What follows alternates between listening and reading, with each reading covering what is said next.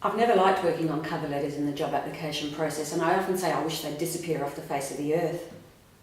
Two thoughts though.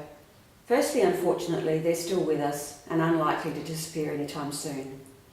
Secondly, I recently was involved in the recruitment of 2 roles, and I was amazed at the effect of the various letters or lack of letters had on me as I sat in the employer seat. My most negative response was when the applicant did not even write a letter. I immediately felt insulted, as if they didn't care enough about the possibility of working for our company to jot down a few words. So my first advice is to always write a letter, even if one is not specifically requested in the job ad. A few years ago, my brother Peter was facing redundancy, so of course he approached me to help him write a strong and compelling letter. If I were being polite, Peter's first effort was what I would call thin. Because he's my brother, I was much more frank, and I told him that it read like a stock standard response that he was using to apply for all roles, with a few minor modifications.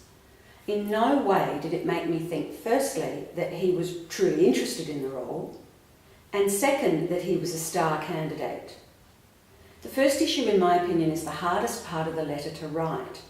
How to sound as though you really connect with the role and the organisation in a formal letter without sounding over the top or schmaltzy.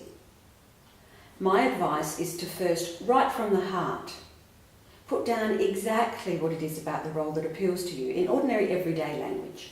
You can go back later and clean it up using more formal language if necessary. That way it should ring true. In relation to the second issue, I generally find if you're struggling to fit all of your content onto one page, it's a good sign that you've covered all of the key elements of the role. Here again, it's important to avoid sterile, cold, corporate speak language. Once you've painted a compelling picture of why you are the star applicant, ask a friend who's good with English to help you hone the content. Keep the length of the letter to 1 page. Sometimes I work with people who do not clearly meet some of the key criteria of the role. In this instance, we work to ensure that they paint a clear picture of how their transferable skills still make them worthy of consideration. In this way, you have the best chance of persuading the employer, and you show that you have self-awareness. If you don't do this, your cover letter is almost certainly guaranteed to land in the no pile. Some other quick tips for you. First, attach the letter as a separate document. If the employer receives loads of applications, they may use your presumed lack of a letter as a way of screening you out. So make it clear to the employer that you have written one. Second, use the same font and font size as you have in your resume. Third, keep your letter to 1 page only, but don't cheat in relation to layout. You still need normal margins, so don't cram the page full of content so that the letter is unappealing to look at. Make sure you use the conventions of a letter. For example, use the full title, name and address of the person to whom you're addressing the letter. It's no longer necessary to include your own name and address, and it's also acceptable to use the email address of the recipient if you're not provided with a real street address. Keep your paragraphs short.